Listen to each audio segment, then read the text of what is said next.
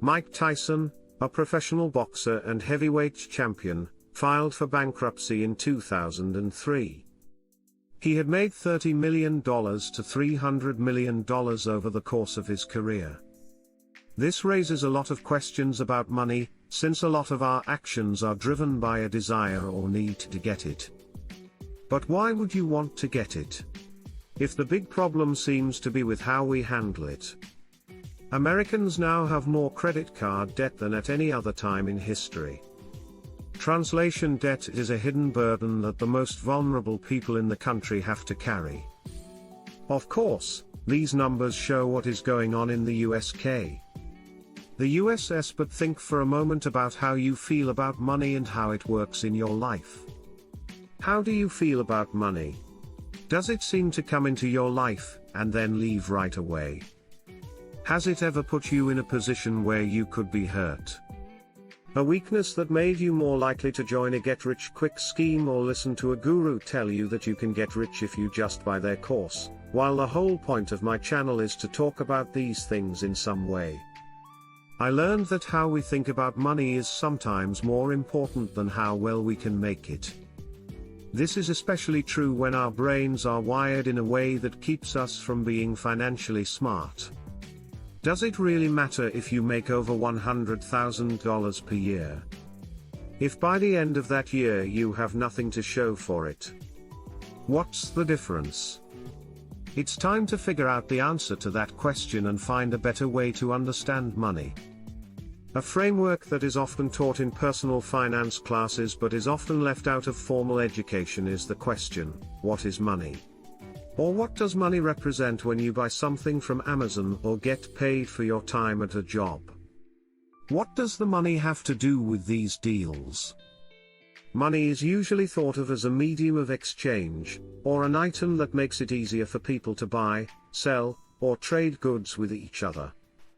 But I don't think this really says much about what money is.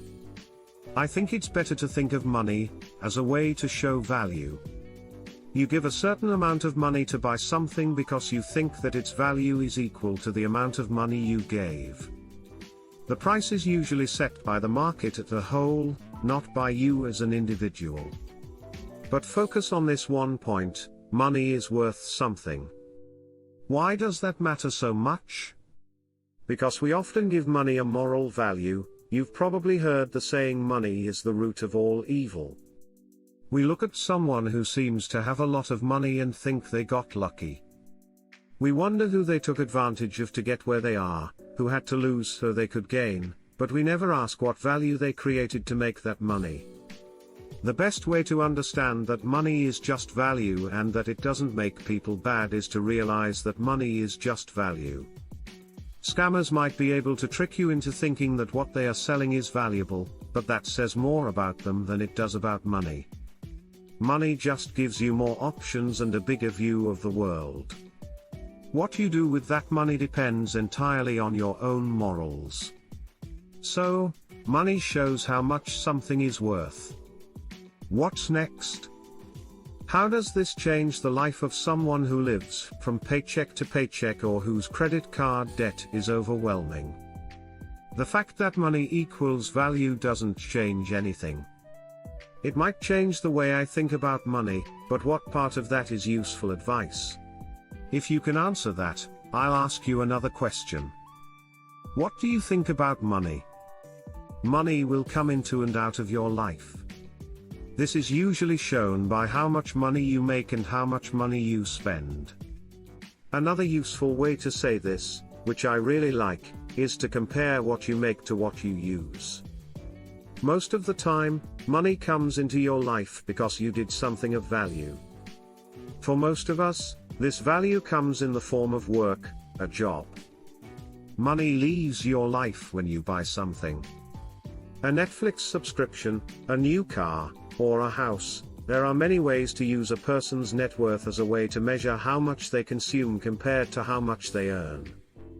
Now, think back to the statistics I mentioned at the beginning of this video. What part of the relationship between consumption and production do you think is at fault here?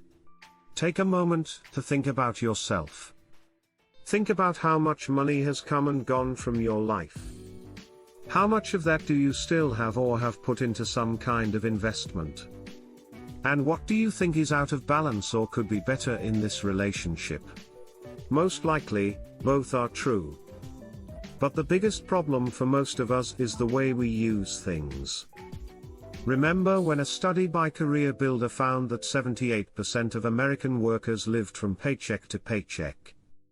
Well, the study also found that 1 in 10 people who made $100,000 or more a year were living from paycheck to paycheck. Now, you could say that someone who makes 6 figures a year might still want to make more, but when you're paid a lot more than the average wage and the cost of living, and you still find a way to spend it all, that's a sign that you don't need more money.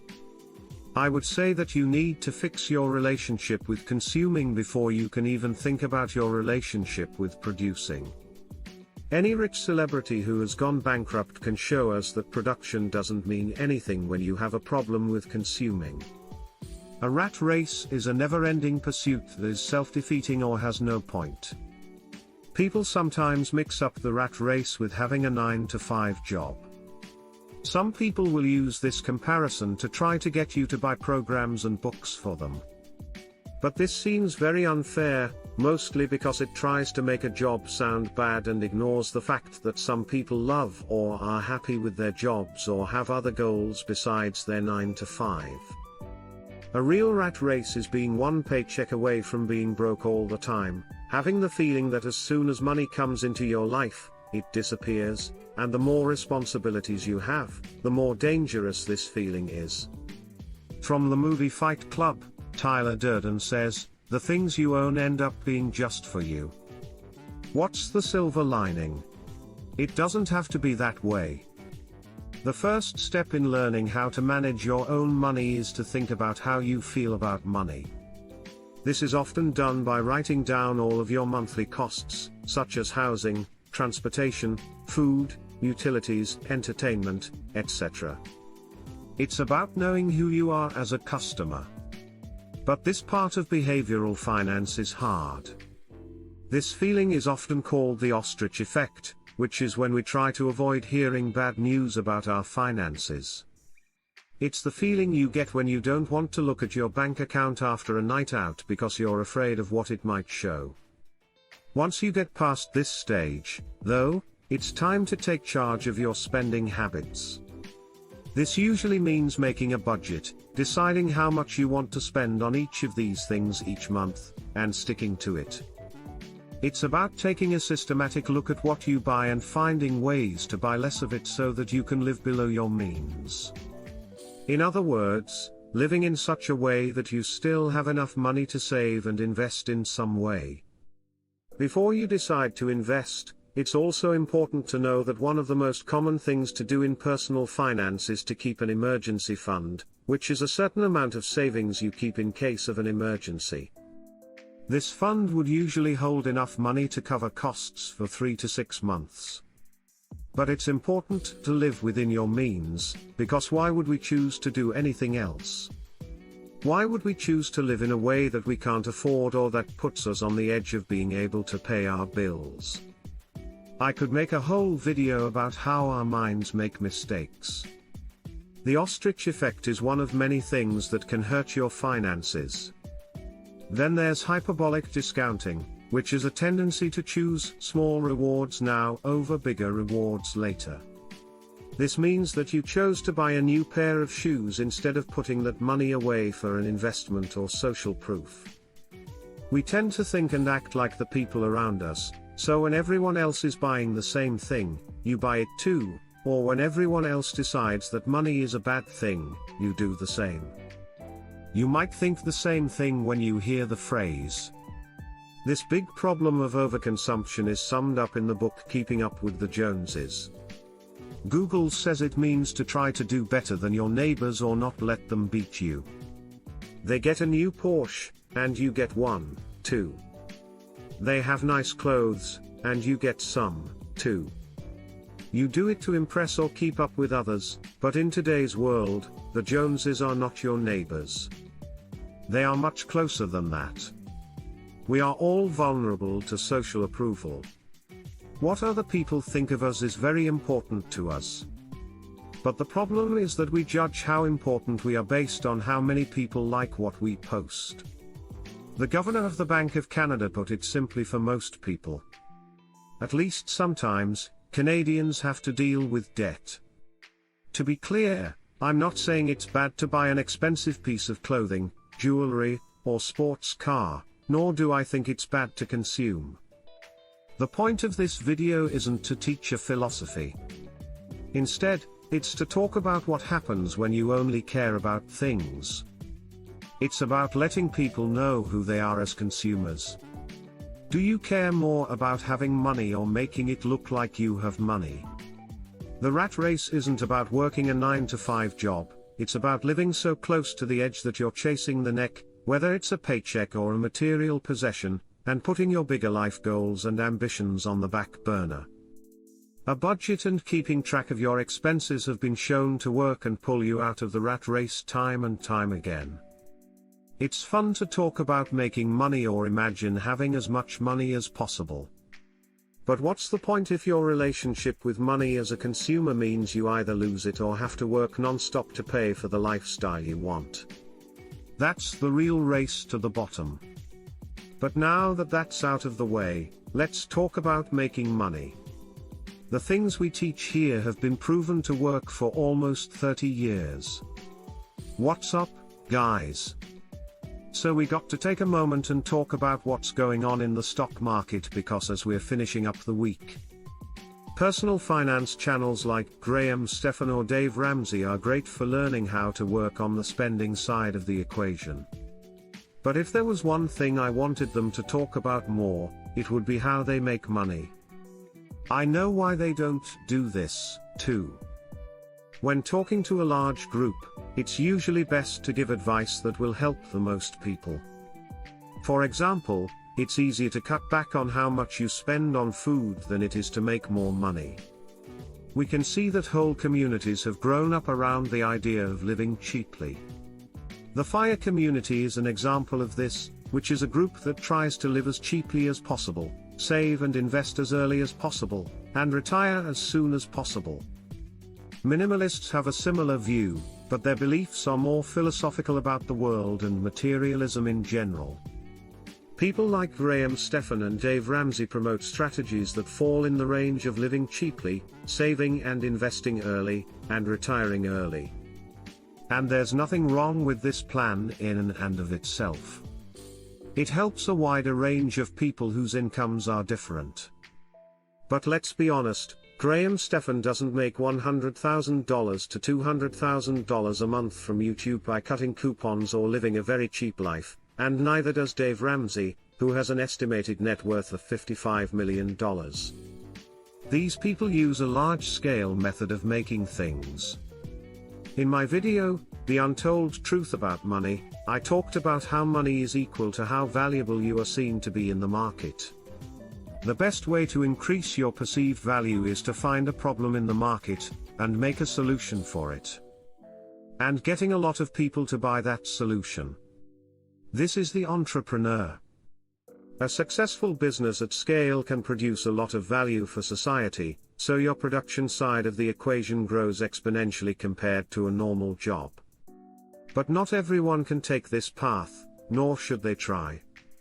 Instead, you should think about your own skills and whether entrepreneurship is the best way to go. So, increasing your output doesn't have to come from the strict definition of a business. Graham Stephan uses YouTube to make a lot of something. In this case, he makes a lot of videos about personal finance. This is one reason why I also decided to make videos on YouTube. It's a vehicle to produce something, in this case, documentary-style videos at a mass scale, to a point where I can now do it full-time and build a business around it. Producing is about providing relative value to the market in some shape or form. I utilize my skills with acting, presenting, storytelling and video editing to create videos that I hope to be somewhat entertaining and educational, and thankfully the market responded positively. Your way of making things might be to make an app or piece of software that solves a problem. You think that the market would pay money for its solution or a fitness brand that is very well known and uses its community better than most other fitness brands. I think this is the case with Ben Francis and what he did with Jim Sharp. For most people, labor in the form of a standard 9-to-5 job will be their way of making money. But this doesn't mean that you can't produce for them anymore. Being a producer means knowing how to make things that are valuable to the market. If you can make a lot of value, that means you can also make a lot of money. Thanks to the internet, we have a lot of chances to make something and sell it. You won't know if what you've made is what the market wants until you put it out there. So, to sum up, it's important to be aware of yourself as a consumer by keeping a journal of what you buy and why. Then, give yourself a budget to manage and control that consumption. Producing then becomes a matter of maximizing the amount of value you can bring to society through a job, a business, or some other means of production. This framework has helped me a lot, and I'm sure it's helped a lot of other people as well. Yes, that is crazy. Hello. Hello my friends. Before you stop watching the video, I want to say one thing: thank you so much for staying until the end. If you're still watching, I hope that means I've helped you in some way. So make sure to hit the like button and hit the subscribe button if you want to see more videos about business, money and finance in general. So, if that sounds interesting and you want to help the channel more, you should check it out. The Millionaire Next Door and Your Money or Your Life are two great books about personal finance. These books about money are really good. If you know me, you know that I love MJ DiMarco's work, so if you want to see the business side of things, check them out. But even with all of that, I hope you have a great rest of the day, my friends.